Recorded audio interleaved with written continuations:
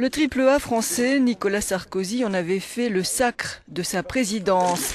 À moins de 100 jours de la présidentielle, le coup est dur pour celui qui n'est pas encore officiellement candidat. Le socialiste François Hollande, son principal adversaire dans la course à l'Élysée, n'a lui pas manqué l'occasion. C'est une politique qui a été dégradée.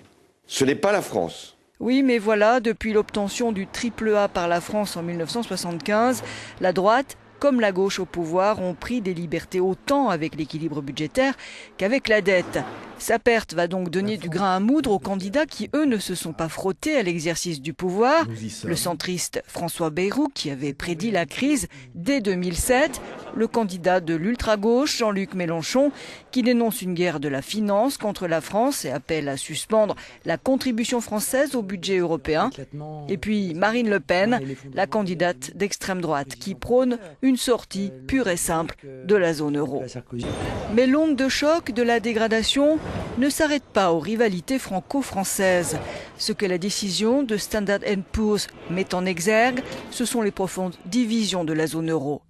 D'un côté, en jaune, les pays vertueux emmenés par l'Allemagne mais divisés sur les remèdes à la crise. Un club très sélect que vient de quitter la France pour rejoindre le groupe des pays rétrogradés, les mauvais élèves, ici en rouge. De quoi en tout cas affaiblir Paris dans ses négociations futures avec l'Allemagne. Nicolas Sarkozy peut dire adieu à son rêve de voir la BCE se transformer en prêteur de dernier ressort aux États de la zone euro. Place à la rigueur budgétaire prônée par l'Allemagne. Nous devons relever le défi, assurer Angela Merkel, mettre au plus vite en œuvre l'accord budgétaire et le faire résolument sans essayer de l'adoucir, a-t-elle dit. D'autant que la peur croît au Bundestag de voir le héros de la zone euro sombrer à son tour s'il doit contribuer plus au plan de sauvetage.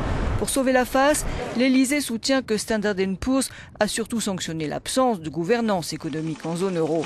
La principale victime de la dégradation, au final, pourrait bien être la monnaie unique.